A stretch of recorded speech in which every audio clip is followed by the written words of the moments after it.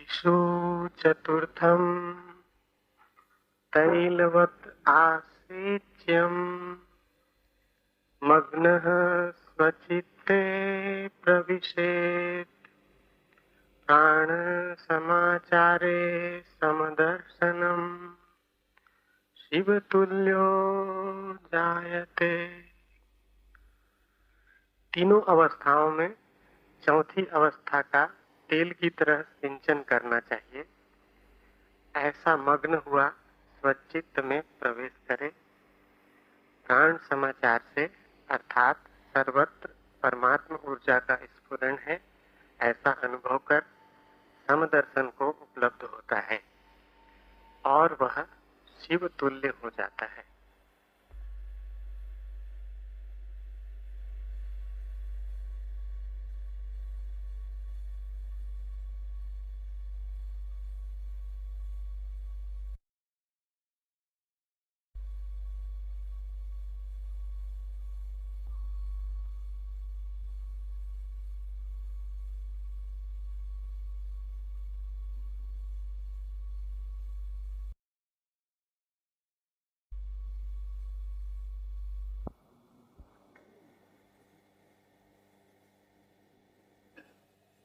जागृत, स्वप्न, सुसुप्ति,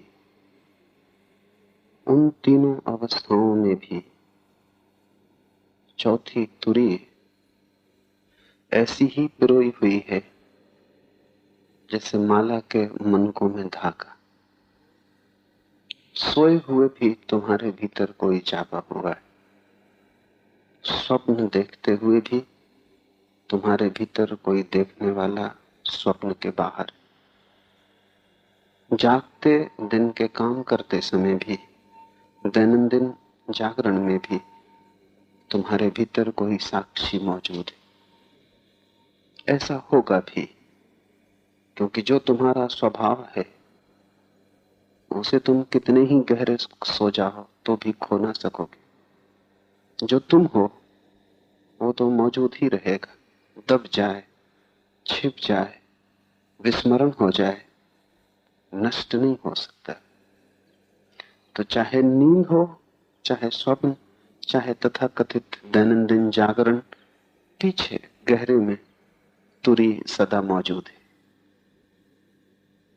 गहरे में तुम सदा ही बुद्ध हो। ऊपर तुम कितने ही भटक जाओ, वो सब भटकाव परिधि का और लहरों का है। गहरे में तुम कभी भी भटके नहीं हो, क्योंकि गहरे में भटकने का कोई उपाय नहीं। इसलिए तुरीय को पाना नहीं है, केवल आविष्कृत करना है। तुरीय को उपलब्ध नहीं करना है, केवल अनावृत करना है। वो छिपी पड़ी, जैसे कोई खजाना दबा हो। सिर्फ मिट्टी की थोड़ी सी परतें हटा दें और तुम सम्राट हो जाओ। कहीं खोजने नहीं जाना है, तुम्हारा खजाना तुम्हारे भीतर है। और इसकी झलक भी तुम्हें निरंतर मिलती रहती है, लेकिन तुम उस झलक पर ध्यान नहीं देते। सुबह उठ के तुम कहते हो रात बड़ी गहरी नींद आई, बड़ा आनंद हुआ, नींद बड़ी सुखद थी। जब तुम ये कहते हो, क्या तुमने कभी ख्याल किया कौन है जो जानता है कि नींद बड़ी सुखद थी? अगर तुम पूरे ही सो गए थे तो सुबह कौन याद करेगा? अगर तुम बिल्कुल ही सो गए थे तो स्मृति किसको होगी? ये कौन कहता है कि रात नींद बहुत गहरी आई, बड़ी आनंदपूर्ण थी? कोई जरूर नींद की गहराई में भी देखता रहा। नींद की गहराई में भी कोई टिमटिमाता प्रकाश जलता रहा है। अंधकार पूरा नहीं था, अंधकार देखा गया है। रात तुम सपने देखते हो, सुबह उनकी याद, उनकी झलक कायम रह जाती। सुबह उठ के तुम कहते हो रात बड़ा दुखद स्वप्न देखा। तो देखने वाला अलग था, सपने में तुम खो नहीं गए थे। तुम सपना ही नहीं हो गए थे, तुम दर्शक थे। सपना चला होगा अंतरात्मा के रंगमंच पर, लेकिन तुम नाटक के बाहर थे, अन्यथा याद न बनती। दिन में भी क्रोध पकड़ता है तो ऐसा नहीं कि तुम बिल्कुल ही सोए हुए हो, भीतर झलकें आती। जब क्रोध पकड़ता है तब भी तुम जानते हो कि क्रोध पकड़ रहा है। पकड़ने के पहले भी जब धुआं अभी आने के करीब हुआ है तब भी तुम जानते हो कि अब क्रोध आने को है। जैसे वर्षा आने के पहले आकाश बादल से गिर जाता है, वैसे तुम्हें भी लगने लगता है अब क्रोध आने के करीब। जब तुम मोह से भरते हो तब भी, जब तुम शांत होते हो तब भी, जब अशांत होते हो तब भी तुम्हारे भीतर कोई देख रहा है, लेकिन इस देखने वाले पर तुमने ध्यान नहीं दिया। तुम्हारा ध्यान दृश्य की तरफ बह रहा है। जो दिखाई पड़ता है तुम उसमें ही लीन हो, जो देखता है उस तरफ मुड़ के तुमने नहीं देखा। बस इतना ही करने का है और तुम्हारी बेहोशी टूट जाएगी, तुरी उपलब्ध हो जाएगा। और जिसे मिल गया तुरी उसे सब मिल गया। जिसे नहीं मिला तुरी, वो चौथी ध्यान की जागृत अवस्था न मिली, वो जीवन में सब कुछ कमा ले, सब कुछ इकट्ठा कर ले, मृत्यु के क्षण में पाएगा वो सब कमाना, सब इकट्ठा करना दो कौड़ी का सिद्ध हुआ है। मैंने सुना है एक दिन मुल्ला नसरुद्दीन भागा हुआ नदी के तट पर पहुंचा। यात्रा पर जाना था, जल्दी में था और डर था कि कहीं नाव छूट ना जाए। खुश हो गया, कुछ ही कदम दूर था कि देखा नाव बस छूटी ही है। छलांग लगा के नाव पर सवार हो गया, पैर फिसला, गिर पड़ा, चारों खाने चित्त, कपड़े फट गए, कोहनियां खून से रक्त रंजित हो गई। फिर भी खुशी से उठ के खड़ा हो गया और आनंद भाव से चकित यात्रियों से कहा, आखिर पहुंच ही गया। थोड़ी देर हो गई थी लेकिन नाव पकड़ ली। यात्री कहने लगे, हम समझ नहीं पाते नसरुद्दीन इतनी जल्दी क्या है, ये नाव जा नहीं रही, आ रही।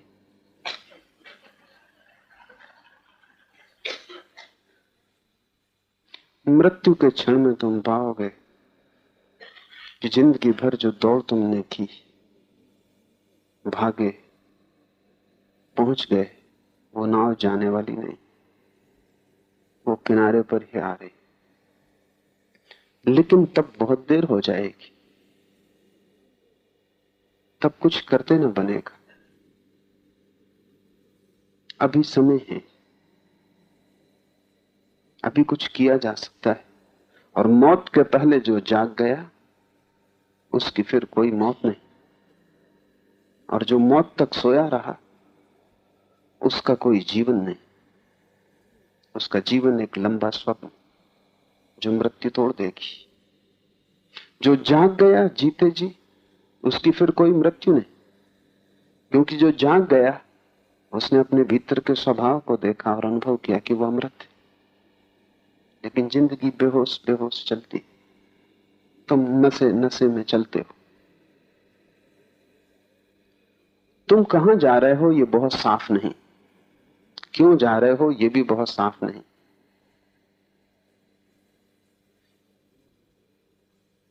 दो भिखमंगे राह के किनारे बैठे बात करते थे, मैंने उनकी बात अचानक सुन ली। उनमें एक पूछ रहा था कि जिंदगी का प्रयोजन क्या है, किस लिए है जिंदगी। दूसरे ने कहा, जीने के सिवाय और कुछ कर भी क्या सकते हो।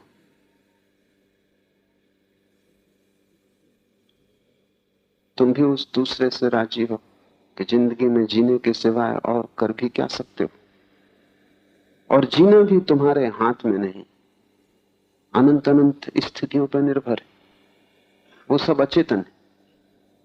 क्यों तुम्हारे भीतर काम वासना उठी, क्यों तुमने परिवार बनाया, क्यों लोभ जगा, क्यों तुमने धन इकट्ठा किया, क्यों क्रोध उठा, क्यों तुमने शत्रु निर्मित किए, क्यों तुमसे अपराध हुआ, क्यों तुमने बेईमानी की। कुछ भी साफ नहीं। तुम जैसे एक कठपुतली हो, धागे किसी और के हाथ में, जैसे कोई और तुम्हें नचाता है और तुम नाचते हो। तुम्हें वहम भर है कि मैं नाच रहा हूं। अपनी जिंदगी को गौर से देखो तो तुम पाओगे तुम कठपुतली से ज्यादा नहीं। और ऐसी कठपुतली की जिंदगी में क्या सत्य की कोई घटना घट सकती है जो अपना मालिक भी ना हो। एक संध्या ऐसा हुआ कि मुल्ला नसरुद्दीन उसके 2 मित्र भागे ट्रेन पकड़ने को।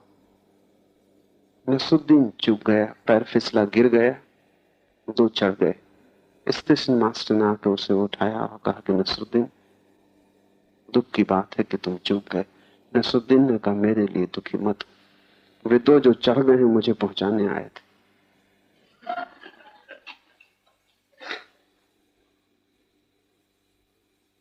मैं तो दूसरी ट्रेन भी पकड़ लूंगा, उनका क्या होगा। तीनों नशे में धुत थे। यहां बड़ी हैरानी की बात है, जो चढ़ गया है, जो सफल हो गया है, पक्का मत समझना कि वो कहीं पहुंच जाए। जो असफल हो गया, नहीं चढ़ पाया, पक्का मत समझना कि कुछ खो गया है। यहां चढ़ने वाला, न चढ़ने वाला, सफल असफल, जीत गया, हारा हुआ, सब एक से बेहोश। जिंदगी के आखिर में हिसाब बराबर हो जाता है। सफल असफल सब बराबर हो जाता है, धनी गरीब सब बराबर हो जाता है। मौत तुम्हें बिल्कुल साफ कोरी स्लेट की भांति कर देती। सिर्फ एक व्यक्ति को मौत नहीं बराबर कर पाती, वो है जिसने 3 के भीतर छुपे हुए चौथे को पहचान लिया, क्योंकि उसकी कोई मृत्यु नहीं। वही बस सफल हुआ, से सभी असफल। चाहे नेपोलियन, चाहे सिकंदर, वे सभी असफल। सिर्फ कोई बुद्ध पुरुष कभी सफल होता है। यहां सफलता बस एक है कि तुमने उसे जान लिया जिसकी कोई मृत्यु नहीं। जो मृत्यु से नष्ट हो जाए उसे तुम असफलता समझना, इससे असफलता की व्याख्या बना लेना।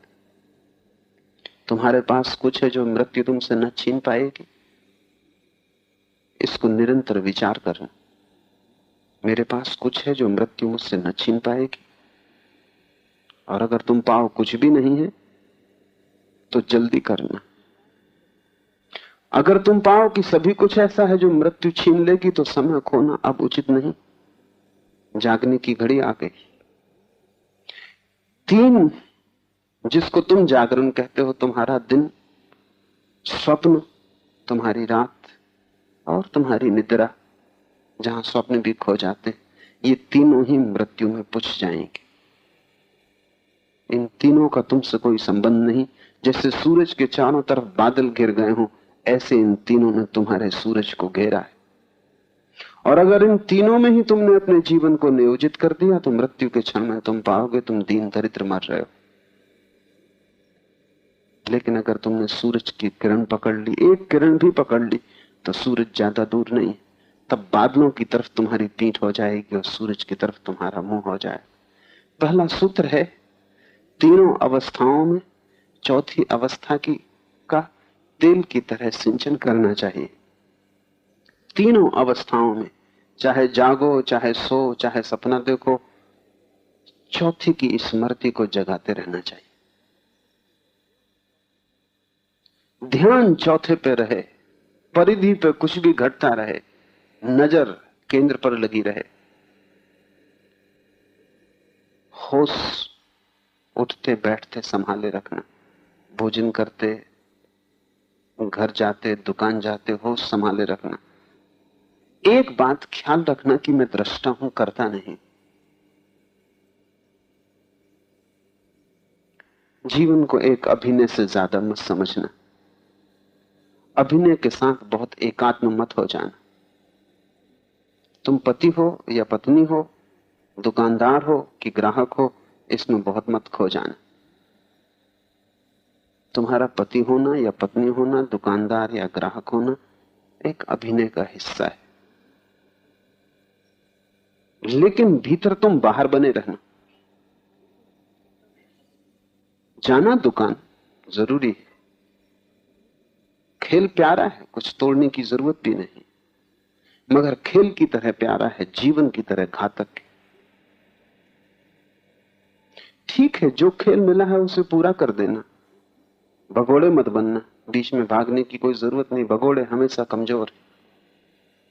और जिन्हें तुम साधु सन्यासी कहते हो वो अक्सर भगोड़े, वो कमजोर हैं जो जिंदगी में टिक ना पाए और जो जिंदगी में दृष्टा को न संभाल पाए, इसलिए भाग गए। भागने से कोई सन्यासी नहीं होता, भागने से केवल इतना ही बताता है कि संसार ज्यादा ताकतवर था और वो कमजोर था। दुकान पर न जाग सका, काम धंधा करते हुए न जाग सका, इसलिए भाग गया है। लेकिन अगर तुम दुकान पर न जाग सकोगे तो पहाड़ में कैसे जाग जाओगे? जागने की क्रिया तो एक ही है। तुम कहां हो इससे कोई भी संबंध नहीं, तुम क्या कर रहे हो इससे भी कोई संबंध नहीं, ये असंगत है। जागने की क्रिया तो एक है, चाहे तुम दुकान पर बैठ के जागो, चाहे तुम मंदिर में बैठ के जागो, चाहे तुम मखमल की गद्दियों पर बैठ के जागो, चाहे वृक्ष के नीचे बैठ के जागो, जागने की क्रिया तो एक है। जागने की क्रिया यह है कि जो भी कृत्य हो रहा है मैं उस कृत्य से पृथक हूं। वो कृत्य दुकान का है, काम का है, प्रार्थना का है, पूजा का है, कोई फर्क नहीं पड़ता। कृत्य मुझसे अलग है, वो संसार का हिस्सा है और मैं देखने वाला हूं। कृत्य में इतने लीन न हो जाना कि कृत्य ही बचे और साक्षी खो जाए। अभी ऐसा ही हुआ है। ये सूत्र कहता है तीनों अवस्था में चौथी को सिंचन करते रहना। धीरे धीरे सींचते सींचते चौथी का वृक्ष खड़ा हो जाएगा। पहले शुरू करना जागृत से, क्योंकि वही चौथी के निकटतम। उसमें थोड़ी सी किरण जागने की है, थोड़ा सा होश है, उस किरण का उपयोग करना। नींद में तो तुम कैसे जाग सकोगे एकदम से, सपने में कैसे जागोगे? तो पहले जागने से शुरू करना। जागने में 1% होश है, 99% बेहोशी है। इस 1% का उपयोग करना, इसको सींचना। जब भी दिन में मौका आ जाए तो अपने को झकझोर के जगा लेना। बार बार खो जाएगी स्थिति, फिर तुम भूल जाओगे, फिर एक झटका देना और अपने को जगा लेना। जैसे कोई आदमी बाजार जाता है सामान खरीदने, भूल ना जाए कपड़े पे गांठ लगा लेता है, ऐसे तुम भूल ना जाओ तो हर जगह अपनी चेतना पे गांठ लगा लेना। हर जगह कुछ भी कर रहे हो एक दफा ख्याल कर लेना कि मैं करने वाला नहीं हूं, सिर्फ देखने वाला हूं। ऐसा ख्याल आते ही तुम पाओगे सब तनाव खो गया। सब तनाव कर्तृत्व का है, अहंकार का है। जैसे ही तुम्हें लगेगा मैं देखने वाला हूं, तनाव खो जाएगा। एक क्षण को भी खोएगा तो भी झलक आएगी, भीतर सागर लहरें लेने लगेगा। बार बार खोएगा, क्योंकि जन्मों जन्मों से तुमने बेहोशी साधी, तोड़ने में समय लगेगा। मगर अगर तुमने सतत सिंचन किया और दिन में 10-20 मौके पर भी तुम जरा सी भी देर को जाग गए, रास्ते पे चलते हुए खड़े हो गए और तुमने साक्षी भाव से देखा, भोजन करते हुए अपने को हिला लिया, जगा लिया और साक्षी भाव से देखा, दुकान पर बैठे हुए ग्राहक से बात करते हुए भूले ही जा रहे थे कि तुमने अपने को संभाल लिया, तो तुम धीरे धीरे पाओगे कि आसान होती है जाती बात, रोज रोज आसान होती जाती। और दिन में कभी कभी झलकें आने लगेंगी तुरी की। जब दिन में तुरी सरल हो जाएगा तब तुम सपने में भी उसका उपयोग कर सकोगे। तब रात सोते वक्त एक ही ख्याल रख के सोना कि मैं देखने वाला हूं, मैं दृष्टा हूं। नींद आने लगे तुम्हारे भीतर एक ही स्वर गूंजता रहे कि मैं साक्षी हूं, मैं साक्षी हूं, मैं साक्षी हूं। इस भाव को पुनरुक्त करते हुए तुम सो जाना, तुम्हें पता भी न चले कब नींद लग गई और कब ये भावधारा टूटी। अगर तुम इस भावधारा को संभालते चले गए, नींद आ जाएगी, भावधारा जारी रहेगी। क्योंकि भावधारा तुम्हारे भीतर चल रही, नींद तो शरीर को आती। अगर भावधारा भीतर जारी रही तो एक दिन तुम अचानक स्वप्न में भी अनुभव करोगे कि मैं देखने वाला हूं, और जैसे ही तुम अनुभव करोगे अनूठी प्रतीति होगी, स्वप्न तत्क्षण टूट जाएगा। जैसे ही तुम्हें यह ख्याल आएगा स्वप्न में कि मैं देखने वाला हूं, वैसे ही स्वप्न बंद हो जाएगा। स्वप्न चलता ही तुम्हारी बेहोशी से। और जब ऐसा स्वप्न में होने लगे तब तीसरी घटना संभव होती है कि तब तुम स्वप्न को देखते रहना और भीतर स्मरण करते रहना कि मैं साक्षी हूं, स्वप्न खो जाएगा। तुम भीतर स्मरण जारी रखना कि मैं साक्षी हूं, मैं साक्षी हूं। नींद पुनः आ जाएगी और अब नींद में भी ये धारा प्रविष्ट हो जाएगी। और जिस दिन नींद में ये धारा प्रविष्ट हो जाती है कि मैं साक्षी हूं, तुम्हारे हाथ परम खजाने की कुंजी लग गई। अब तुम्हें कोई भी बेहोश न कर पाएगा। जो नींद में एक क्षण को भी जाग गया, अब उसकी बेहोशी बिल्कुल टूट जाएगी। जिस दिन तुम नींद में जाग लोगे उस दिन तुम योगी हो गए। ये योगी कोई आसन करने से नहीं होता, वो सब व्यायाम है। अच्छा है, शरीर के लिए स्वास्थ्यप्रद, करें तो बुरा नहीं, लेकिन शरीर के व्यायाम को ही अगर कोई योग समझ लेता हो तो वो बड़ी भ्रांति में पड़ गया है। योग का अर्थ है निद्रा में जो जागृत हो जाए, वही योगी, उसके पहले कोई योगी नहीं। ये सूत्र कहता है तीनों अवस्थाओं में चौथे का तेल की भांति सिंचन करते रहना। एक ना एक दिन वह अनूठी घटना घट जाएगी। जब तुम्हें नींद में भी जागरण होगा तो चौथे में स्थिर हो जाओगे। जब कोई चौथे में स्थिर हो जाता है तो ऐसी अवस्था हो जाती है जैसे दिया जल रहा हो और कोई हवा का झोंका ना हो और दिए की लौ अकंप हो जाए, जरा भी न कपती हो। ऐसी तुम्हारी प्रज्ञा होगी, ऐसा तुम्हारा ज्ञान होगा, ऐसी तुम्हारी आत्मा होगी, अकंप प्रकाश से भरी। फिर तुम उठोगे, जागोगे, सोओगे, कई बातों में रूपांतरण हो जाएगा। पहली बात, जो नींद में जाग जाएगा उसके स्वप्न सदा के लिए समाप्त हो जाएंगे। बुद्ध पुरुष स्वप्न नहीं देखते। तो पहली घटना ये घटेगी नींद में जागने पर। स्वप्न में जागने पर जिस स्वप्न में जागोगे वो टूट जाएगा, लेकिन दूसरे सपने जारी रहेंगे। निद्रा में जागने पर, जब कोई स्वप्न भी ना था, सिर्फ सुसुप्ति थी, तब जागने पर फिर सभी सपने खो जाएंगे, फिर तुम रात सपने ना देखोगे। ये घटना घटेगी, स्वप्न सब गिर जाएंगे, क्योंकि स्वप्न वासना से घिरा हुआ चित्त देखता है। स्वप्न है क्या? जिसे तुम दिन में पूरा नहीं कर पाते उसे तुम रात सपने में पूरा कर लेते। सभी सम्राट नहीं हो सकते, बड़ा संघर्ष, बड़ी प्रतियोगिता है, तो भिखारी रात सपना देख लेते हैं सम्राट होने का, और कुल जोड़ बराबर हो जाता है। क्योंकि कोई आदमी दिन भर सम्राट रहा, 8 घंटे रात सोएगा तो सपना तो देखेगा, तब उसका सब साम्राज्य खो जाएगा। भिखमंगा रात 8 घंटे सोता है, वो सपना देखता है कि मैं सम्राट हूं, आखिरी हिसाब बराबर। ऐसा हुआ कि औरंगजेब एक फकीर पर बहुत नाराज था।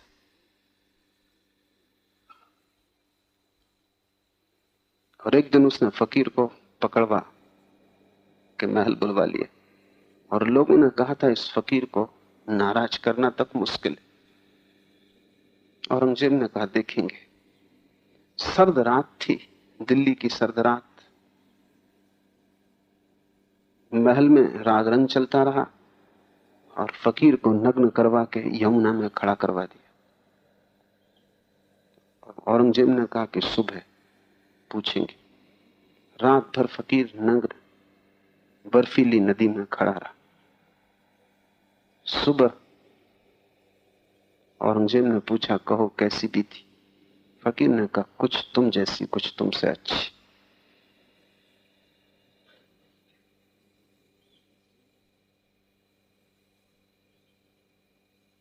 औरंगजेब ने पूछा मैं समझा नहीं। फकीर ने कहा सपने आते रहे, उनमें मैं सम्राट था, महलों में था, राग रंग चल रहा था। उन सपनों में और तुम्हारे राग रंग में जो महल में चल रहा था जरा भी भेद नहीं। मैं उतना ही मजा लिया जितना तुम लिए। तो कुछ तुम जैसी, कुछ तुमसे अच्छी, क्योंकि बीच बीच में होश आ गए और सपना टूट गया। तुम्हें अभी होश जरा भी नहीं आया।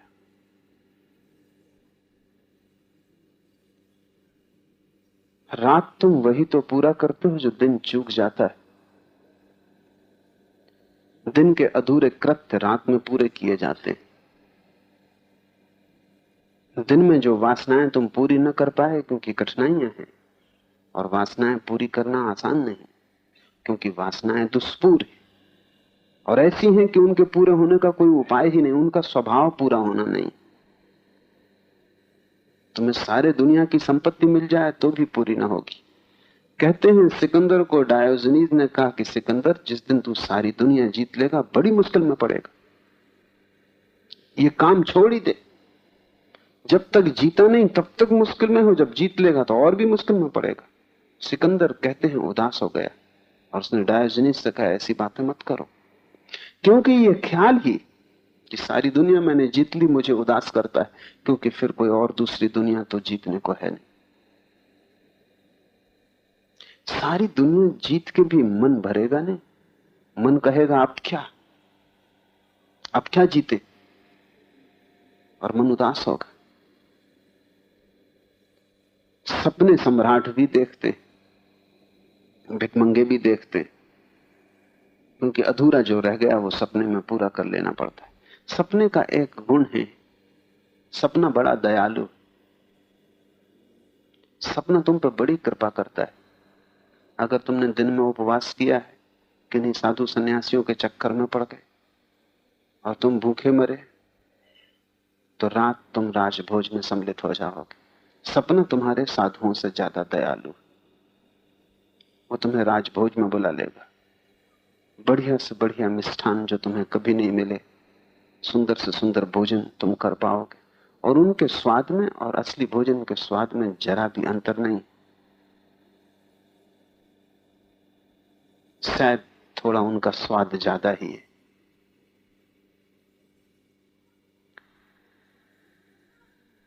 तुम अगर स्त्रियों के पीछे दौड़ते रहे और उन्हें नहीं पा सके तो सपने में तुम उन्हें पालोगे।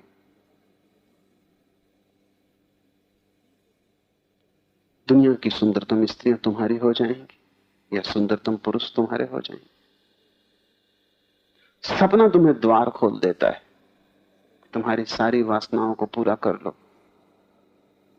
और आदमी अगर 60 साल जीता है तो 20 साल सोता है, 20 साल जागता है, 20 साल दूसरे कामों में व्यतीत होते हैं। अगर 20 साल सपने में तुम सम्राट रहते हो और कोई आदमी जाग के सम्राट रहता है, तो फर्क क्या है? हिसाब बराबर। शायद जागने में जो सम्राट रहता है वो झंझटों में सम्राट रह भी नहीं पाता, तुम निश्चिंत भाव से सम्राट रहते हो सपनों। सपने उसी दिन खोते हैं जिस दिन कोई नींद में जाग जाता है, तब सपने व्यर्थ हो जाते, क्योंकि नींद में जो जाग गया अब उसकी कोई वासना ना रही। सब वासनाएं मूर्छा के हिस्से, बेहोशी के हिस्से।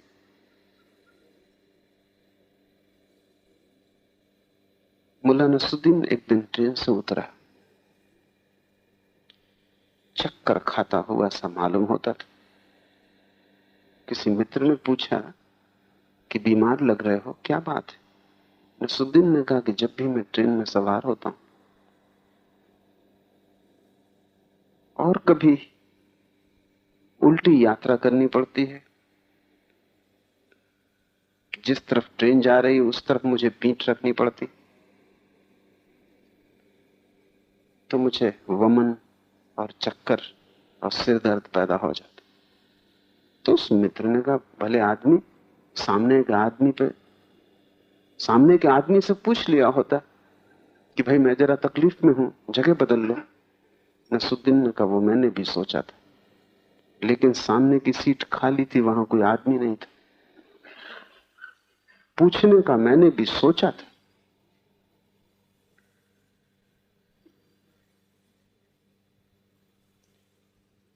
जिंदगी में तुम जो कर रहे हो करीब करीब ऐसा ही बेहोश है। धुत हो एक नशे में। इस नशे को कहीं ना कहीं से तोड़ना जरूरी है। कहां से तुम शुरू करोगे? जागृति से शुरू करो। सुबह उठो, एक ही भाव से उठो कि आज दिन साक्षी का प्रयोग करूंगा। और जब पहली दफे तुम्हें सुबह नींद खुलती है, तब चित्त बड़ा ताजा होता है, हल्का होता है। न विचार होते, न सपने होते। रात भर के विश्राम के बाद तुम्हारे भीतर भी एक सुबह होती है, बाहर भी एक सुबह होती है। तनाव नहीं होते, आकाश में बादल नहीं होते, तुम हल्के होते हो। जल्दी ही काम की दौड़ की दुनिया शुरू होगी, फिर मुश्किल होगा। तो जैसे ही तुम्हें पता चले सुबह की नींद टूट गई, आंख मत खोलना। उस वक्त चित्त बहुत संवेदनशील है। जैसे ही पता चले नींद टूट गई, पहला ध्यान एक करना कि मैं साक्षी हूं। रोज सुबह उठते समय 5 मिनट आंख बंद किए ही पड़े रहना, आंख मत खोलना। आंख खोलते ही संसार दिखाई पड़ा कि तुम खो जाओगे। आंख बंद ही रखना और भीतर एक भाव करना कि मैं साक्षी हूं, करता नहीं। और ये साक्षी भाव दिन भर सदे, बार बार इसका मैं स्मरण कर सकूं। ऐसे भाव में डूबे हुए तुम उठना और थोड़ी देर इसे संभालने की कोशिश करना, क्योंकि शुरू शुरू में सबसे ज्यादा आसान होगा। उठो, बिस्तर के नीचे पैर रखो, होश पूर्वक रखना। स्नान करने जाओ, होश पूर्वक स्नान करना। सुबह का नाश्ता करो, होश पूर्वक नाश्ता करना। होश पूर्वक का अर्थ है ये सब मेरे बाहर हो रहा है, शरीर की जरूरत है, मेरी नहीं। मेरी कोई जरूरत ही नहीं है भी नहीं, क्योंकि तुम स्वयं परमात्मा हो। तुम्हारी क्या जरूरत हो सकती? तुम पूर्ण हो, तुम ब्रह्म स्वरूप हो। सब कुछ तुम्हारा है, तुम्हारी कोई भी जरूरत नहीं। आत्मा किसी जरूरत से नहीं चलती, उसके लिए कोई ईंधन की जरूरत नहीं, बिन बाती बिन तेल। मेरी कोई जरूरत नहीं, शरीर की जरूरत है। स्नान, भोजन, उठना, काम, इसे संभालने की कोशिश करना। इस धागे को जितनी देर तक खींच सको खींचना। जल्दी ये खो जाएगा। काम धाम की दुनिया है, पुरानी आदत, मगर रोज रोज इसको सींचना। ये पौधा धीरे धीरे बड़ा होगा, दिखाई भी नहीं पड़ेगा कब बड़ा हो रहा है, क्योंकि इतने धीमे धीमे बढ़ेगा। लेकिन अचानक एक दिन तुम पाओगे दिन भर एक धागे की तरह तुम्हारे भीतर प्रकाश की एक किरण बनी रहती, और वो प्रकाश की किरण तुम्हारे जीवन को रासायनिक रूप से बदल देगी। क्रोध कम आएगा, क्योंकि साक्षी को कैसा क्रोध। मोह कम पकड़ेगा, क्योंकि साक्षी को कैसा मोह। चीजें घटेंगी, सफलता असफलता होगी, सुख दुख आएंगे, लेकिन तुम कम डमाडोल होगे, क्योंकि साक्षी का कैसा कंपन। सुख आएगा उसे भी तुम देख लोगे, दुख आएगा उसे भी देख लोगे, और तुम्हारे भीतर सतत धारा बनी रहेगी कि मैं देखने वाला हूं, भोगता नहीं। कोई भी नहीं कह सकता कि कितना समय लगेगा। तुम्हारी त्वरा, तीव्रता, तुम्हारी सघन आकांक्षा, अभीप्सा पे निर्भर करेगा। कैसे तुम चलते हो, दौड़ते हो कि चींटी की चाल चलते हो।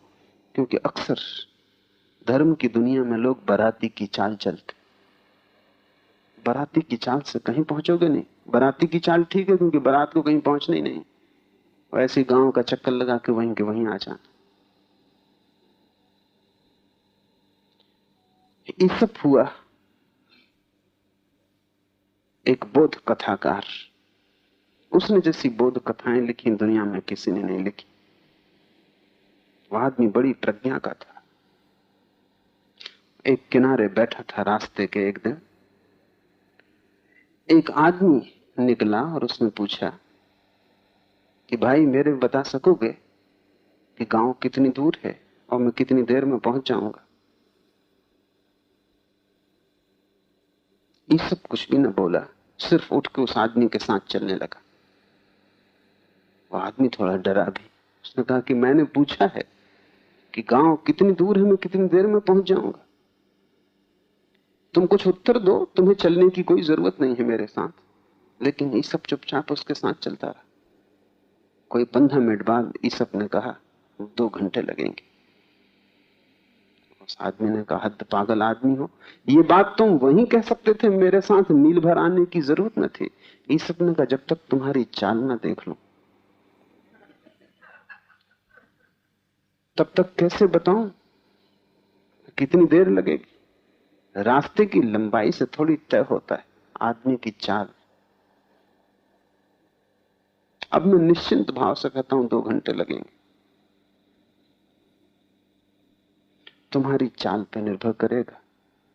तुम दौड़ भी सकते हो, तुम जल्दी पहुंच जाओगे। तुम बाराती की चाल से भी चल सकते हो, तब तुम कब पहुंचोगे कुछ कहना मुश्किल है। तुम्हारी तेजी इतनी भी हो सकती है कि एक क्षण में तुम छलांग लगा जाओ, और तुम इतने मंदे मंदे भी कुनकुने कुनकुने भी उबल सकते हो कि अनंत जन्म लग जाएं और तुम न पहुंचो। अगर तुम पूरी त्वरा से, समग्र भाव से, पूरे प्राणों से कुछ भी न बचाओ भीतर और सभी दांव पर लगा दो, तो अभी पहुंच जाओगे इसी क्षण। क्योंकि ये यात्रा कोई बाहर की यात्रा नहीं है, ये यात्रा तो भीतर की है, जहां तुम हो ही सिर्फ नजर फेरने की बात है। फासला जरा भी नहीं, मगर अगर नजर ही फेरने में तुम देर लगाओ, स्थगन करो, कहो कि कल करेंगे, परसों करेंगे, तो फिर ऐसे अनंत जन्म जा चुके हैं, अनंत और जा सकते हैं। और ध्यान रहे, प्रकृति को तुम्हारी धार्मिक उपलब्धि में कोई उत्सुकता नहीं। मनुष्य जहां तक आ गया है वहां तक प्रकृति ले आती। इसके पार तुम्हें जाना हो तो तुम्हारा ही श्रम ले जाएगा। प्रकृति तुम्हें पशु बनाती है, उससे आगे नहीं।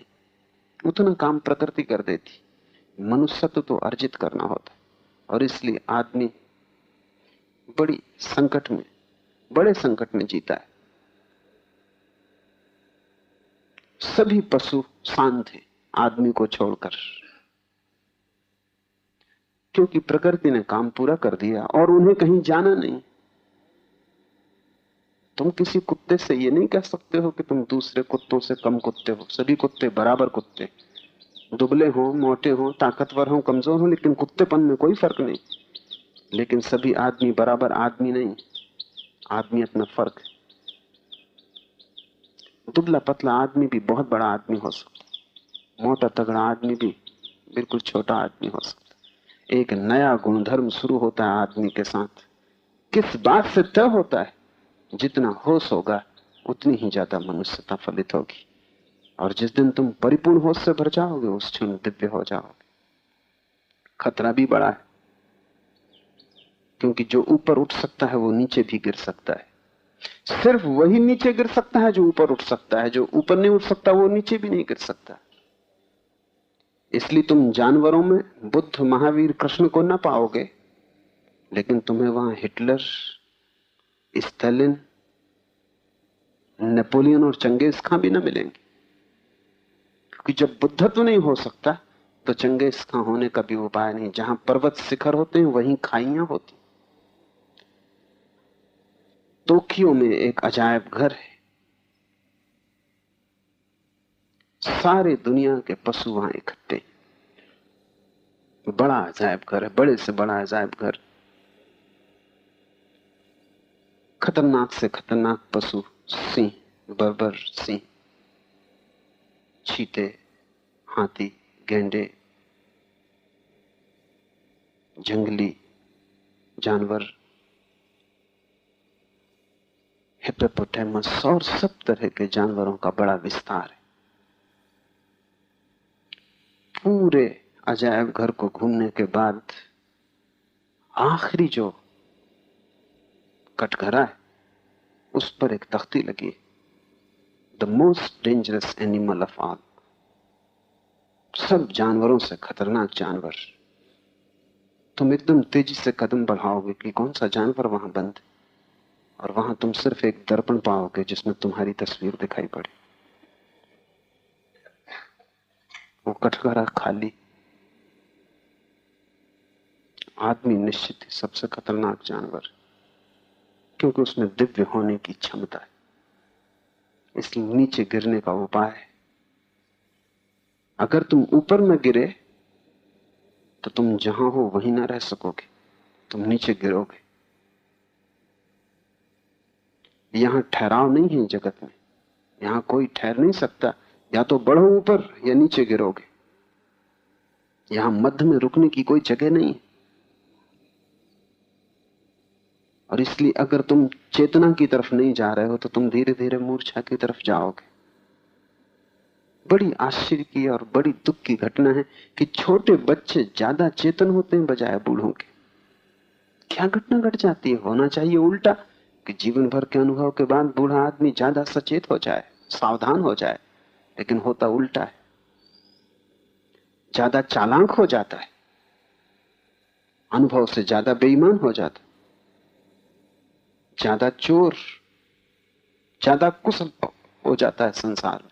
एक बूढ़ा कौआ अपने बेटे को शिक्षा दे रहा था और उसे कह रहा था कि देख, अनुभव की बात है, आदमी से सावधान रहना, आदमी भरोसे के नहीं।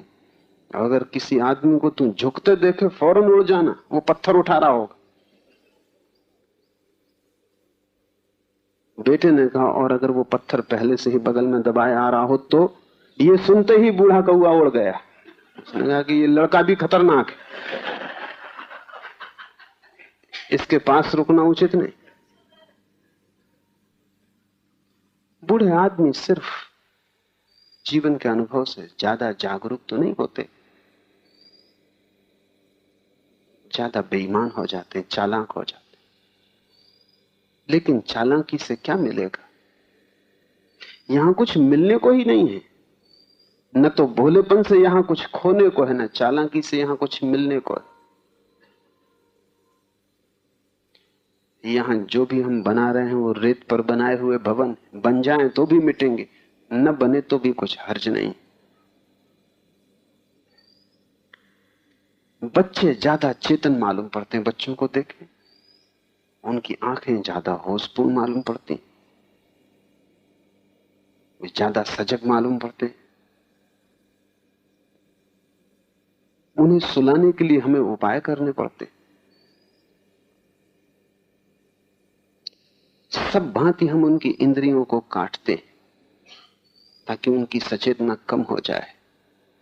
जोर से हंसने नहीं देते, जोर से रोने नहीं देते, दौड़ने उछलने कूदने नहीं देते। उनकी जीवन ऊर्जा को हम सब तरफ से कैद करते। उन्हें हम जल्दी से जल्दी बेईमान बना लेना चाहते। मुल्ला नसरुद्दीन के बेटे से मैंने पूछा कि तेरी उम्र कितनी? उसने कहा घर में 7 साल और बस में 5 साल।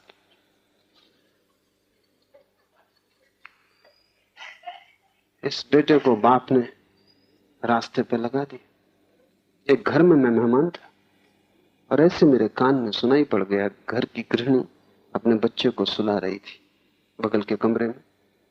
वो सो नहीं रहा था, उसको थपथपकार रही थी और उससे बोली कि सो जा, रात कोई जरूरत हो, पानी लगे, प्यास लगे, कुछ भी जरूरत हो तो जोर से मां को आवाज देना और पिताजी फौरन आएंगे।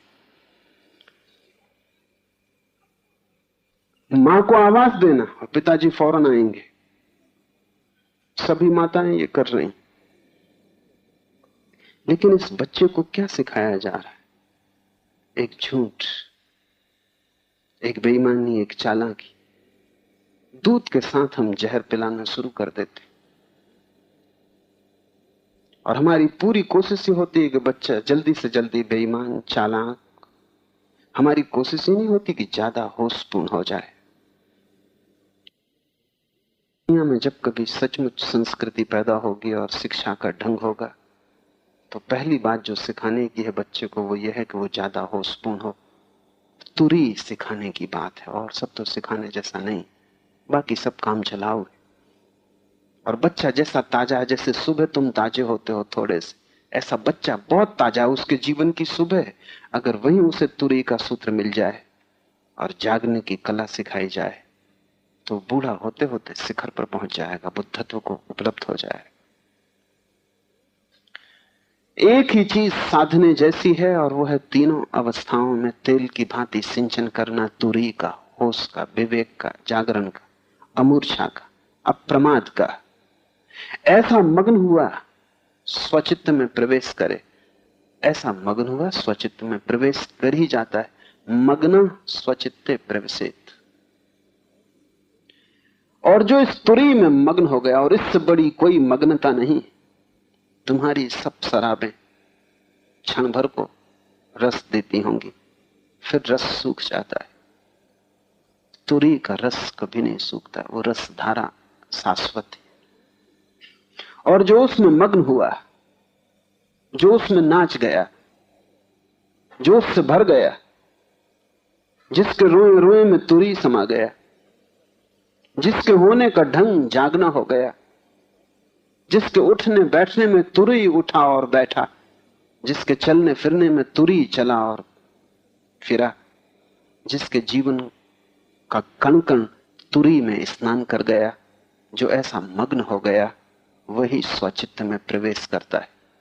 अन्यथा तुम स्वयं से अपरिचित रह जाओगे।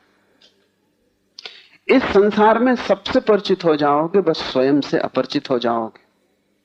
इस सारा संसार तुम्हारा परिवार हो जाएगा, लेकिन अपने प्रति तुम अजनबी रह जाओगे। तुम बता सकते हो बहुत कुछ दूसरों के बाबत, उनके नाम धाम पते ठिकाने तुम्हें मालूम, लेकिन अपने संबंध में तुम्हें कुछ भी पता नहीं। और जब तक कोई स्वयं को न जान ले, उसका सब जानना दो कौड़ी का है। उस जानने का कोई भी मूल्य नहीं, क्योंकि आधार में अज्ञान है। ऐसा मग्न हुआ स्वचित्त में प्रवेश करे। अगर तुम तीनों अवस्थाओं में सींचते रहोगे तुरी को, तो जल्दी ही तुम पाओगे तुम्हारे जीवन के पौधे में तुरी आ गया। बुद्ध का चलना, उठना, बैठना भिन्न है। वे उठते भी हैं तो एक जागरण, चलते हैं तो एक जागरण। उनसे जो भी घटित होता है वो मूर्छा में घटित नहीं हो रहा है,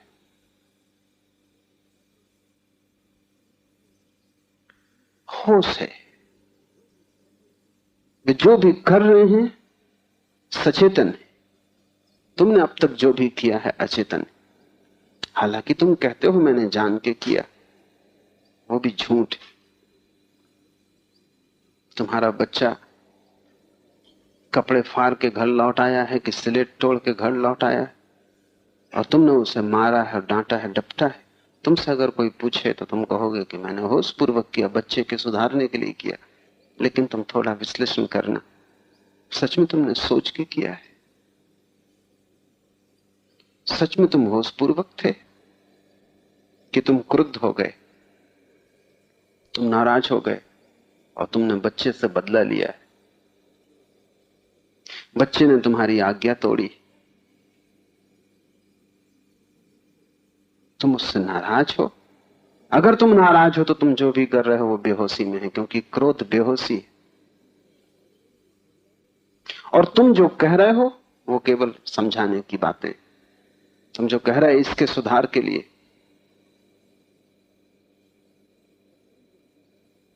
मुल्ला नसरुद्दीन अपने बेटे को मार रहा था और कह रहा था तेरे सुधार के लिए, और कह रहा था कि देख, एक तू है कि रोज दिन में 2 बार तुझे न पीटूं तो कोई रास्ता नहीं निकलता, और एक मैं भी था अपने बचपन में कि मेरे बाप ने मुझे कभी नहीं मारा। उसके लड़के ने उसकी तरफ देखते हुए कहा, इससे सिद्ध होता है कि तुम्हारे बाप भले आदमी रहे होंगे। तुम भला मार रहे हो बेटे को, तुम समझ रहे हो कि तुम भला कर रहे हो, बेटा कुछ और समझ रहा है। क्योंकि बेटा तुम्हारे मारने को नहीं देख रहा, तुम्हारे क्रोध को देख रहा है।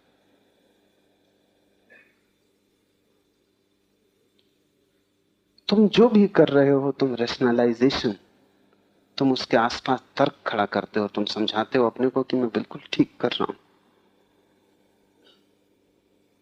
कल ही एक मित्र अपनी पत्नी को लेकर मेरे पास आए। पत्नी उन्हें ध्यान नहीं करने देती, सोचती पत्नी यही है कि ध्यान ढंग का नहीं, पुराणपंथी विचार है। लेकिन ये तो ऊपर ऊपर है, अचेतन कारण बिल्कुल दूसरा है। कोई पत्नी नहीं चाहती कि पति ध्यान करे, कोई पति नहीं चाहता कि पत्नी ध्यान करे। क्योंकि जैसे ही कोई ध्यान करता है कि पुराना संबंध खतरे में पड़ जाता है। जैसे कोई ध्यान में गया कि वैसे ही काम से उसका रस कम हो जाएगा। ये अचेतन कारण, बाकी सब बहाने, बाकी सब ऊपर ऊपर। पत्नी ये पसंद भी कर सकती है कि पति वैश्यालय चला जाए, इससे भी कोई फर्क नहीं पड़ता। लेकिन पति सन्यास की तरफ उत्सुक हो जाए, इससे फर्क पड़ता है। वैश्यालय जाके भी पत्नी के बहुत विरोध में नहीं जा रहा है, क्योंकि स्त्री में अभी भी उत्सुक है। लेकिन ध्यान में उत्सुकता बढ़ने का अर्थ हुआ कि स्त्री में उत्सुकता खो जाएगी। तो अगर पत्नी के सामने चुनाव ही हो कि पति वैश्या घर जाए कि सन्यास में उतरे, तो पत्नी चुनेगी कि वैश्या घर चला जाए। अगर यही चुनाव हो,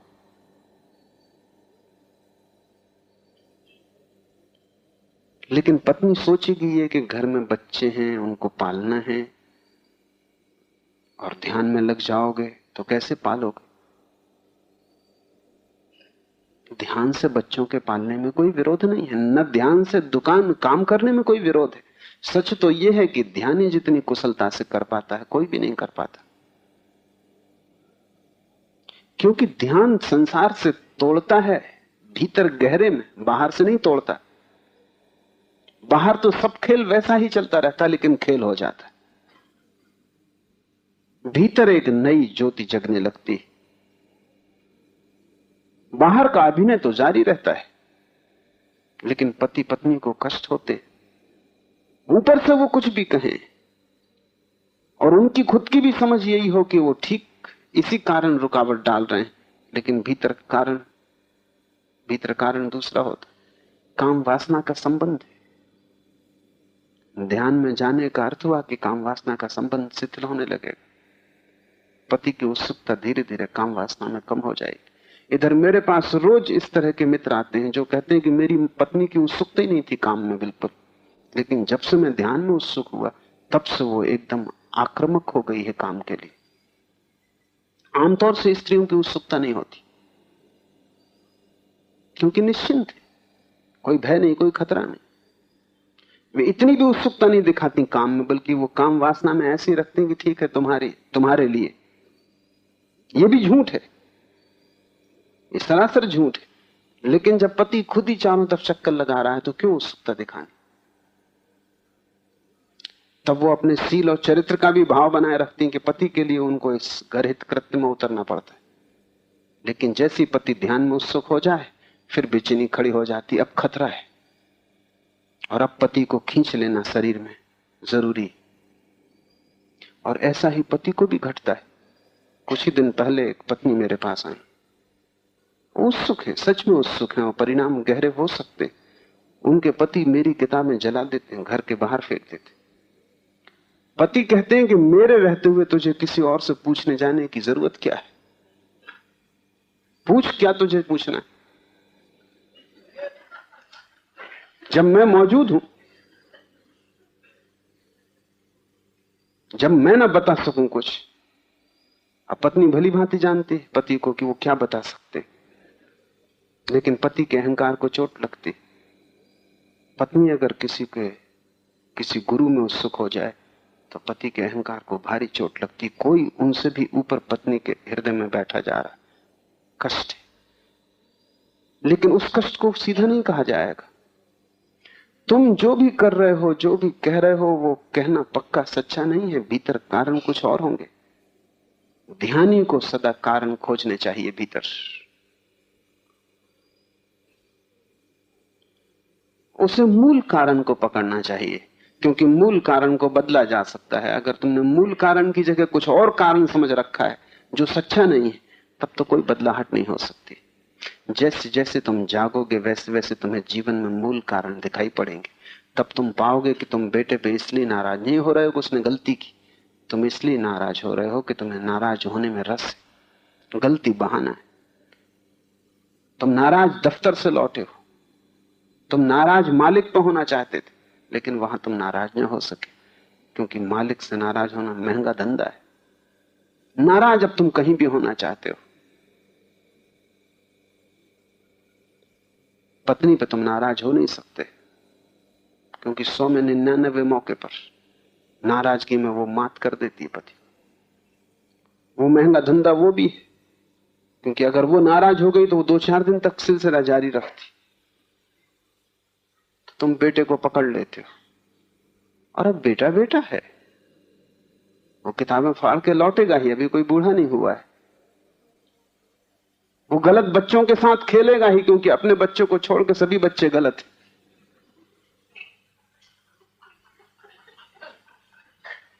मैं एक छोटे से बच्चे से पूछा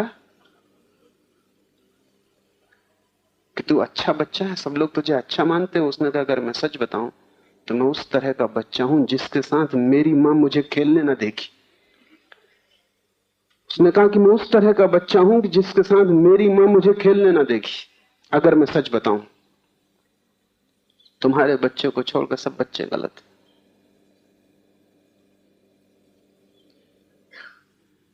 तो वो किसी के साथ खेला होगा, कपड़े फाड़े होंगे, किताब फट गई होगी, पैर में चोट लग गई होगी, तुम उसे पकड़ लोगे, वो कमजोर है। तुम रेचन अपने क्रोध का उस पर कर डालोगे, लेकिन तुम कहोगे उसके सुधार के लिए कर रहे। जैसे जैसे तुम जागोगे तुम पाओगे असली कारण दिखाई पड़ने शुरू हो गए, और जब असली कारण दिखाई पड़ते हैं तो उन्हें छोड़ देना एकदम आसान है, फिर कोई कठिनाई नहीं। तब तुम हंसोगे कि तुमने कैसा झूठा जीवन अपने चारों तरफ खड़ा कर रखा है। तुम एक झूठ हो गए हो, और इस झूठ को लेकर तुम सत्य तक पहुंचना चाहते हो, परमात्मा तक पहुंचना चाहते हो, तुम कभी ना पहुंच पाओगे। मेरे हृदय में सन्यास का अर्थ है झूठ का जो जाल तुमने खड़ा किया है उसे विसर्जित कर देना, और जीवन को वास्तविक और प्रामाणिक जैसे तुम हो, बुरे तो बुरे, क्रोधी तो क्रोधी। अब क्रोध को लीपा पोती करके सुंदर मत बनाओ। घाव को फूलों से छिपाने से कुछ भी ना होगा, घाव और बड़ा होगा। अपने को ढांको मत, अपने को उघाड़ दो, कह दो ऐसा हूं मैं, जो बुरा हूं तो बुरा, भला हूं तो भला। लेकिन इसके लिए कोई रैशनलाइजेशन, कोई तर्क, कोई विचार की प्रक्रिया से छिपाने की कोशिश मत करो, और बुराइयों के लिए अच्छे कारण मत खोजो, क्योंकि तब बुराइयां कभी भी न मर सकेंगी अगर तुमने अच्छे कारण खोज लिए। तुम क्रोध भी करते हो तो अच्छे कारण खोजते हो, फिर क्रोध कैसे मरेगा? अच्छे कारण से तुम सहारा दे रहे हो, तुम क्रोध को भी अच्छा कर ले रहे हो। तुमने सजावट कर ली, तुमने कारागृह को भी घर जैसा बना लिया, चारों तरफ फूल पत्ती सजा के। अब तुम बड़े मजे में हो। तुम बीमारी को भी स्वास्थ्य जैसा समझ के बैठे हो, तब फिर छुटकारा नहीं हो सकता। जागृत हुआ व्यक्ति जैसे जैसे जागेगा वैसे वैसे पाएगा उसका जागरण झूठ, वैसे वैसे पाएगा उसके सपने विकृत, उसकी निद्रा अशांत।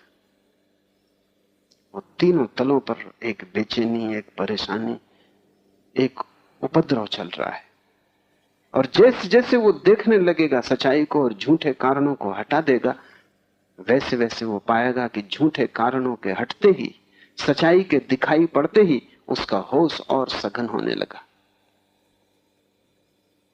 तुम्हारी हालत वैसी है कि मैंने सुना है एक आदमी रात सोया, भूकंप आ गया आधी रात में, जोर के बादल गरजे, बिजलियां चमकी, पत्नी घबरा गई। उसने पति को उठा के कहा कि उठो जी, लगता है मकान गिरेगा। उस आदमी ने कहा हम सिर्फ किराए से रहते, शांति से सो जा, मकान अपना नहीं।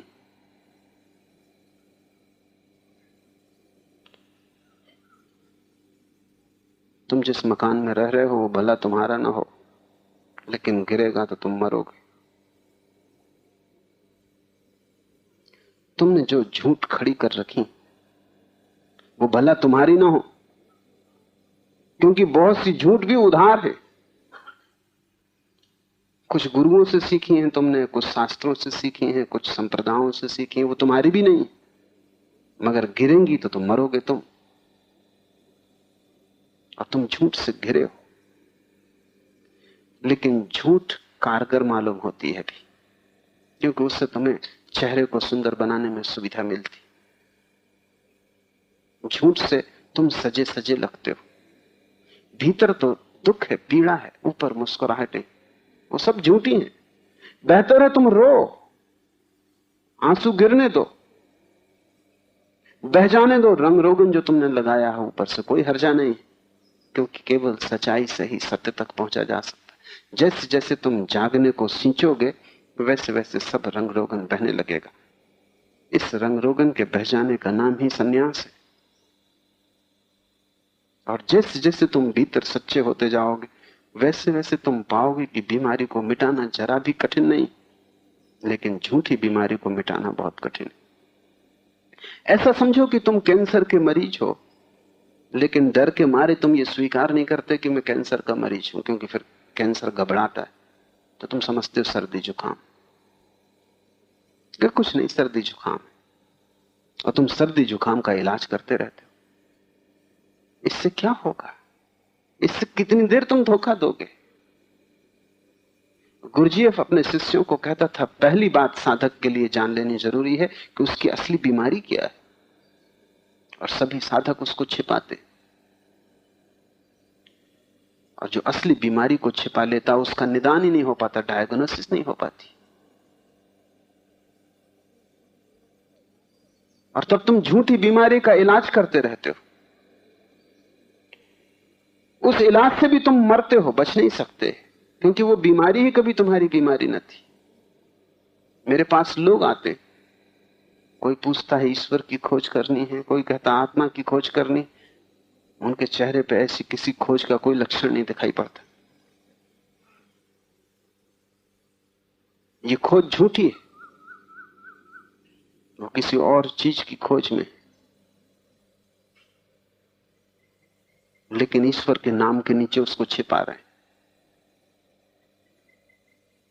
एक मित्र आए, बूढ़े हैं, कहा कि बस ईश्वर की तलाश कर रहा हूं 30 साल से।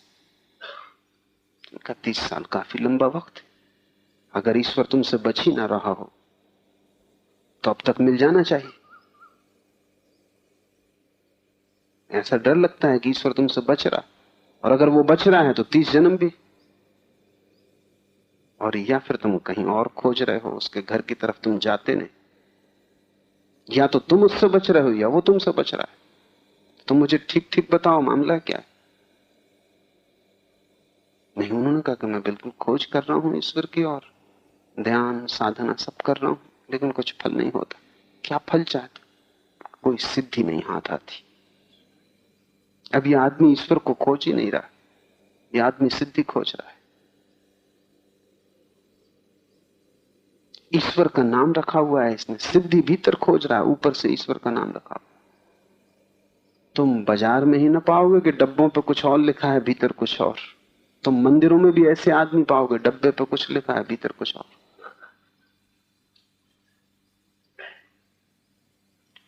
एक पति चौके में नमक खोज रहा था, बड़ी देर हो गई तो उसकी पत्नी ने कहा, इतनी देर लगाने की क्या जरूरत है, क्या तुम्हें नमक दिखाई नहीं पड़ता? उसने कहा कि मैं खोज रहा हूं, मुझे दिखाई नहीं पड़ता। उसने कहा वो बिल्कुल सामने रखा है, जिस डब्बे में हल्दी लिखी, आंख के सामने रखा है। अंधे हो?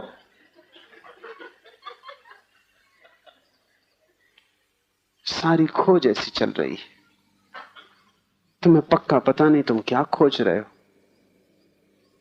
क्यों खोज रहे हो। जागने को जैसे जैसे सींचोगे तुम्हारे जीवन में एक दिशा आएगी, व्यर्थ गिरेगा, सार्थक बचेगा।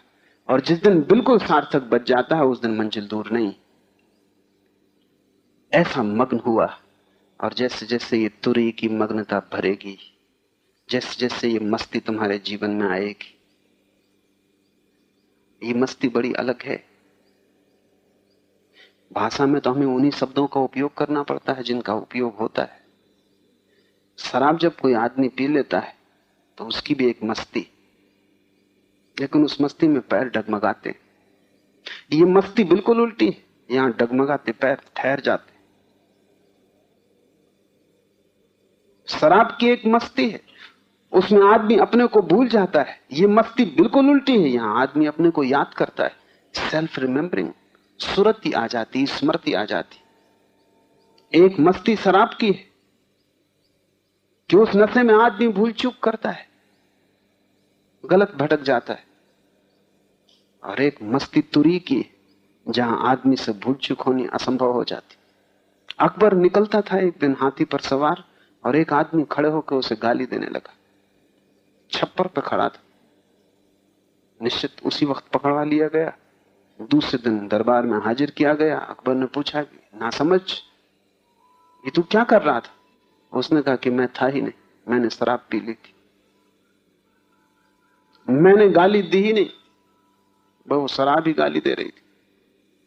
अब तो मैं खुद ही पछता रहा हूं जब से होश आया, और आप मुझे सजा मत दें क्योंकि मैं था ही नहीं। और अकबर ने स्थिति समझी, क्योंकि अकबर तुरी में बहुत उत्सुक था। अकबर बड़ी खोज में था कि कहीं से सूत्र मिल जाए जागृति का। उसने बात समझी कि बेहोश आदमी को क्या सजा देनी, उससे गलती होगी ये निश्चित है, उससे ठीक हो जाए ये चमत्कार है। तुमसे कभी कुछ ठीक हो जाता है तो ये चमत्कार है, तुमसे गलत होता है ये स्वाभाविक है, क्योंकि तुम होश में नहीं। गुरजीएफ कहता था कि तुमने जो पाप किए हैं इनके कारण परमात्मा तुम्हें नरक नहीं भेज सकता, क्योंकि ये सब तुमने बेहोशी में किए। बेहोश आदमी को तो अदालत भी माफ कर देती। परमात्मा तुम्हें नरक नहीं भेज सकता, तुमने ये जो पाप किए हैं इनके लिए, क्योंकि तुमने सब बेहोशी में किए। वो इतना समझदार तो होगा ही जितनी अदालतें। अगर ये सिद्ध हो जाए कि आदमी ने शराब की हालत में किसी की हत्या भी कर दी, तो भी अदालत उसे माफ करेगी, क्योंकि वो होश में नहीं था। कम सजा देगी। सजा भला शराब पीने के लिए दे, लेकिन हत्या के लिए क्या सजा देनी है? वो आदमी था ही नहीं। तुमने पाप भी किए हैं, वे भी बेहोशी में, तुमने पुण्य भी किए हैं, वे भी बेहोशी में। इसलिए तुम्हारे पाप और पुण्यों में बहुत फर्क नहीं है, उनका गुणधर्म एक सही। तुम घर बसाओ कि तुम सन्यास लेके मुनि हो जाओ, कोई फर्क नहीं। तुम बेहोश हो, तुम दुकान पे बेहोश हो, तुम मंदिर में, तुम दफ्तर में बेहोश हो, स्थानक में भी बेहोश ही रहोगे, कोई फर्क पड़ने वाला नहीं। कपड़े पहन के बेहोश हो, नग्न होकर बेहोश रहोगे। असली सवाल बेहोशी के तोड़ने का है, असली सवाल कृत्यों को बदलने का नहीं है। कृत्यों को बदलना तो बिल्कुल आसान है, लेकिन एक कृत्य में बेहोशी, दूसरे कृत्य में बेहोशी आ जाएगी। और जिसने ऐसा मग्न हुआ, तुरी को साधा, वो स्वचित्त में प्रवेश कर जाता है। जैसे ही कोई स्वचित्त में प्रवेश करता है, उसके जीवन में पहली बार प्राण समाचार का उदय होता है। प्राण समाचार से अर्थात सर्वत्र परमात्मा ऊर्जा का ही स्फुरण है। ऐसे अनुभव से समदर्शन को उपलब्ध होता है। और जैसे ही कोई व्यक्ति स्वयं को जान लेता, तत्क्षण वो जान लेता यही दिया सब में जल रहा है। जब तक तुमने अपने को नहीं देखा, तभी तक दूसरा तुम्हें पराया मालूम पड़ रहा है। जब तक तुमने खुद को नहीं पहचाना, तभी तक तुम दूसरे को भी दुश्मन समझ रहे हो। जैसे ही तुमने स्वयं को देखा, वैसे ही तुम सभी के मिट्टी की दीवालों में गिरे हुए प्रकाश के दिए को देख लोगे, समदर्शन को उपलब्ध हो जाओगे। फिर न कोई मित्र है, न कोई शत्रु, न कोई अपना, न कोई पराया। तब वस्तुतः तुम ही सबके भीतर छाए हुए हो, तब एक ही विराजमान है। प्राण समाचार, इसे शिव सूत्र में कहा है कि अब तुम्हें वो समाचार मिल गया कि सब तरफ एक ही प्राण, सभी दियों में एक ज्योति, सभी बूंदों में एक ही सागर का निवास है। किसी का दिया काला है, किसी का गोरा है, कोई लाल मिट्टी का बना, कोई पीली मिट्टी का बना, कोई इस शक्ल, कोई उस शक्ल, कोई ये नाम, कोई वो रूप, लेकिन भीतर की ज्योति का न कोई नाम है न कोई रूप। जिसने अपने को जाना उसने अपने को सब में जान लिया। पहली घटना घटती है तुरी से कि तुम स्वयं को जानते हो, तत्क्षण दूसरी घटना घटती है कि तुम परमात्मा को जान लेते हो। आत्मा को जाना इधर, उधर परमात्मा उघड़ गया। परमात्मा को सीधा मत खोजो, सीधा तुम खोजोगे तो वो कल्पना ही होगी। तुम बैठे कल्पना कर सकते हो कि कृष्ण बांसुरी बजा रहे हैं, ये कोई, इससे कोई परमात्मा ना मिल जाए। ये सपना है, अच्छा सपना है, मगर इस सपने में और दूसरे सपनों में कोई भी भेद नहीं। मन कल्पना कर रहा है। तुम कल्पना कर सकते हो कि महावीर के दर्शन हो रहे हैं, बुद्ध के दर्शन हो रहे हैं, राम के दर्शन हो रहे हैं, और कई लोग यही कल्पना करते रहते, बैठे हुए सपने देखते रहते हैं। धार्मिक सपने हैं मगर सपने ही। परमात्मा को सीधा खोजने का कोई उपाय ही नहीं, क्योंकि तुम ही उसके द्वार हो। जब तक तुम अपने द्वार से न गुजरोगे उसका द्वार बंद है। आत्मा परमात्मा का द्वार है। इधर खुला द्वार, इधर तुमने जाना अपने को कि परमात्मा प्रकट हो गया, तब तुम्हें सब तरफ वही दिखाई पड़ने लगेगा। वृक्ष में, पत्थर में, चट्टान में वही आबद्ध है। कहीं बहुत सोया है, कहीं बहुत जागा है, कहीं सपने में खोया है, कहीं नींद है, कहीं होश है, लेकिन वही है। उस एक की प्रतीति को शिव ने प्राण समाचार कहा है। वो बड़े से बड़ा समाचार है, लेकिन स्वयं को जानने वाले को उपलब्ध होता है। और जब कोई व्यक्ति समदर्शन में ठहर जाता है वह शिव तुल्य हो जाता है। शिव तुल्यो जाए थे, फिर वो स्वयं परमात्मा हो गया। तुम तभी तक मैं हो जब तक तुम्हें अपना पता नहीं। ये बात बड़ी विरोधाभासी लगती। तुम तभी तक चिल्लाए चले जा रहे हो मैं, जब तक तुम्हें पता नहीं कि तुम कौन। जिस दिन तुम्हें पता लगेगा उसी दिन मैं भी गिर जाएगा, तू भी गिर जाएगा। उस दिन तुम शिवतुल्य हो जाओगे। उस दिन तुम स्वयं परमात्मा हो। उस दिन अहर्निश नाद उठेगा, अहम ब्रह्मास्मि। उस दिन तुम ये दोहराओगे नहीं, ये तुम जानोगे।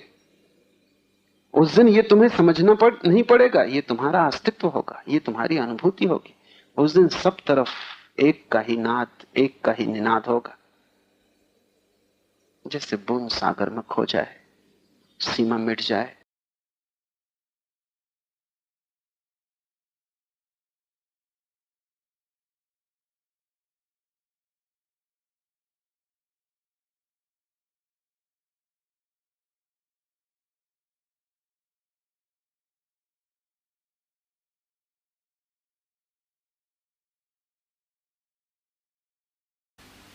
असीम हो जाए, तब तुम शिवतुल्य हो जाओगे। शिव की यही चेष्टा है, बुद्धों का यही प्रयास कि तुम भी उन जैसे हो जाओ। उन्होंने जो जाना है परमानंद, वो तुम्हारी भी संपदा है। तुम अभी बीज हो, वे वृक्ष हो गए। वे वृक्ष तुमसे यही कहे चले जा रहे हैं कि तुम बीज मत बने रहो, तुम भी वृक्ष हो जाओ। और तब तक तुम्हें शांति न मिलेगी जब तक तुम शिवतुल्य न हो जाओ। इससे कम में आदमी राजी होने वाला नहीं। इससे कम में आत्मा तृप्त न होगी, प्यास बनी ही रहेगी। कितना ही पियो संसार का पानी।